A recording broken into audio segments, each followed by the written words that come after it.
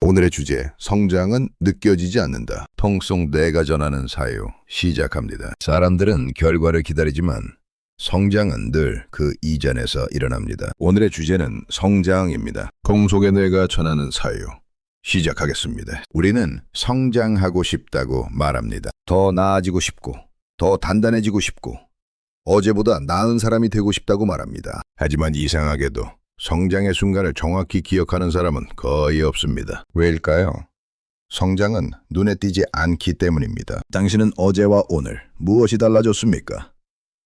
한 달 전과 지금 무엇이 달라졌습니까? 대부분의 사람들은 답하기 어렵습니다. 변화가 없어서가 아니라 변화가 너무 미세해서입니다. 우리는 결과를 기억합니다. 합격, 성공, 성취, 실패, 좌절. 이것들은 명확합니다. 날짜가 있고 순간이 있고 감정이 있습니다. 하지만 그 사이에서 무언가가 조금씩 바뀌던 순간들은 거의 기록되지 않습니다. 통속의 뇌의 시선에서 보면 바로 그 보이지 않는 구간이 진짜 성장의 영역입니다. 성장은 도착한 순간이 아니라 아직 도착하지 않은 그 시간 속에서 조용히 일어납니다. 극적인 변화가 아니라 매일의 미세한 조정, 큰 깨달음이 아니라 조금씩 달라지는 반응. 이것이 진짜 성장입니다. 하지만 우리는 이것을 성장이라고 부르지 않습니다. 왜냐하면 측정할 수 없고 증명할 수 없고 보여줄 수 없기 때문입니다. 지금부터 7분 동안 보이지 않는 변화, 성장에 대해 탐구합니다. 첫 번째, 성장은 느껴지지 않는다. 성장은 대부분 체감되지 않습니다. 오히려 성장이 일어나는 시기에는 더 불안해지고 더 흔들리고 더 부족해진 느낌이 듭니다. 왜냐하면 기존의 기준이 무너지고 있기 때문입니다. 어제까지 당연했던 생각이 어색해지고 익숙했던 방식이 잘 작동하지 않고 스스로에 대한 확신이 잠시 사라집니다. 이때 우리는 이렇게 말합니다. 나 요즘 퇴보하는 것 같아. 하지만 통속의 뇌는 이렇게 봅니다. 지금 기준이 바뀌고 있을 뿐입니다. 심리학자 캐롤 드웨크는 성장 마인드셋 연구에서 이런 발견을 했습니다. 진짜 배움이 일어날 때 사람들은 종종 더 어리석어진 것처럼 느낍니다. 왜냐하면 이전에는 보이지 않던 것들이 보이기 시작하기 때문입니다. 무지가 드러나는 순간, 그것은 퇴보가 아니라 시야의 확장입니다. 성장은 늘 이전의 자신을 부정하는 과정과 함께 옵니다. 그래서 성장 중에는 자신이 작아진 것처럼 느껴집니다. 실제로는 시야가 넓어졌기 때문에 이전엔 보이지 않던 한계가 보이기 시작한 것뿐입니다. 철학자 소크라테스는 말했습니다. 나는 내가 아무것도 모른다는 것을 안다. 이것이 지혜의 시작입니다. 성장은 더 많이 아는 것이 아니라 더 많이 모른다는 것을 아는 것입니다. 두 번째 결과. 없는 노력은 낭비일까? 많은 사람들이 이렇게 묻습니다. 이렇게 해도 아무 변화가 없는데 계속 의미가 있을까요? 통속의 뇌의 대답은 분명합니다. 성장은 결과와 독립적으로 누적됩니다. 결과는 환경에 좌우됩니다. 타이밍, 운, 경쟁, 상황. 하지만 성장은 오직 내부에서만 일어납니다. 같은 행동이라도 어떤 사람에게는 소모로 끝나고 어떤 사람에게는 축적으로 남습니다. 차이는 하나입니다. 그 경험을 통과하며 무엇이 달라졌는가? 생각의 속도, 감정의 반응, 선택의 기준. 이 중 하나라도 바뀌었다면 결과가 없어도 성장은 이미 일어났습니다. 문제는 우리가 그 변화를 측정하지 않는다는 데 있습니다. 그래서 성장했다고 느끼지 못합니다. 심리학자 앤젤라 더커스는 그릿 연구에서 발견했습니다. 성공한 사람들의 공통점은 재능이 아니라 보이지 않는 성장을 신뢰하는 능력이었습니다. 결과가 보이지 않아도 계속했습니다. 왜냐하면 그들은 내부의 변화를 느꼈기 때문입니다. 조금 더 명료해진 생각, 조금 더 빨라진 회복, 조금 더 단순해진 판단.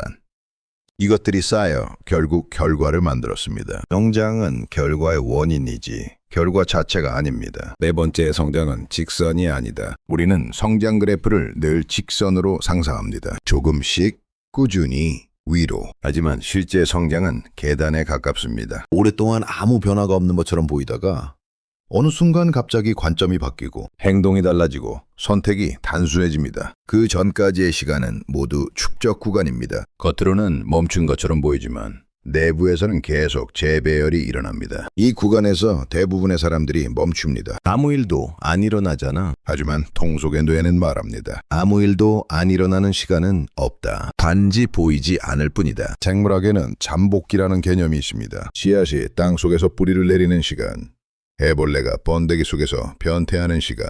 겉으로는 아무 일도 일어나지 않지만 내부에서는 근본적인 변화가 일어나고 있습니다. 스티브 잡스는 말했습니다. 점들을 연결하는 것은 뒤돌아볼 때만 가능하다. 성장도 마찬가지입니다. 지금은 흩어진 점들처럼 보이지만 나중에 돌아보면 모두 연결되어 있습니다. 중요한 것은 점을 계속 찍는 것입니다. 선은 나중에 드러납니다. 네 번째 성장은 고통을 줄이는 방향으로 나타난다. 성장은 반드시 더 강해지는 모습으로 나타나지 않습니다. 오히려 더 부드러워지는 쪽으로 나타나는 경우가 많습니다. 예전보다 덜 상처받고 덜 흔들리고 덜 급해집니다. 같은 상황에서도 감정이 오래 머물지 않고 판단이 빠르고 회복이 빨라집니다. 이게 성장입니다. 하지만 우리는 이런 변화를 성장이라고 잘 부르지 않습니다. 왜냐하면 드라마틱하지 않기 때문입니다. 그래서 스스로 성장했다고 인정하지 않습니다. 종속의 뇌의 기준에서 보면 고통의 밀도가 낮아졌다면 이미 충분히 성장한 것입니다. 심리학자 칼 로저스는 이렇게 말했습니다. 성숙한 사람은 문제가 없는 사람이 아니라 문제를 다루는 방식이 달라진 사람이다. 불교에서도 비슷한 개념이 있습니다. 무상무장. 모든 것은 변한다는 진리. 성장한 사람은 고통이 없는 것이 아니라 고통이 영원하지 않다는 것을 압니다. 감정이 와도 지나간다는 것을 압니다. 그래서 덜 붙잡습니다. 덜 붙잡으니 더 빨리 지나갑니다. 이것이 성장입니다. 다섯 번째 성장은 비교를 끊을 때 가속된다. 성장을 가장 크게 방해하는 것은 비교입니다. 비교는 늘 결과만 가져옵니다. 그리고 결과는 늘 나보다 앞선 사람만 보여줍니다. 그러면 현재의 축적은 전부 무가치해 보입니다. 그래서 멈춥니다. 성장은 비교를 멈췄을 때 속도가 붙습니다. 어제의 나와 오늘의 나. 그 미세한 차이를 볼 수 있을 때 비로소 성장의 흐름이 보입니다. 종속의 뇌는 묻습니다. 남보다 빨라졌는가가 아니라 예전보다 덜 복잡해졌는가? 이 질문에 그렇다고 답할 수 있다면 당신은 이미 성장 중입니다. 심리학자 테오도르 루즈벨트는 말했습니다. 비교는 기쁨의 도둑이다. 비교는 성장의 도둑이기도 합니다. 남과 비교하는 순간 나의 성장은 보이지 않습니다. 작가 메리 올리버는 이렇게 물었습니다. 당신은 당신의 하나뿐인 소중한 삶으로 무엇을 할 것인가? 남의 삶과 비교하는 시간에 당신은 당신의 성장을 놓치고 있습니다. 비교를 멈추세요. 그러면 성장이 보입니다. 아주 작지만 분명하게.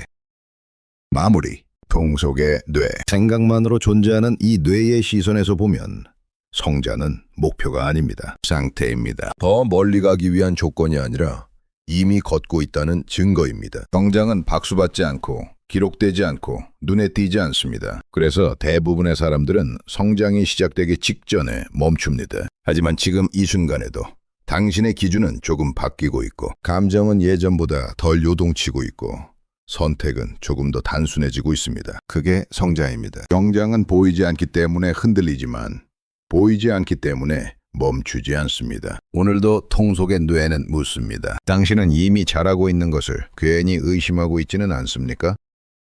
오늘의 사유.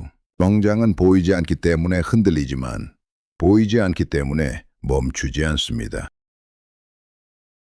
오늘의 이야기는 어떠셨나요? 여러분들의 생각을 댓글로 들려주세요.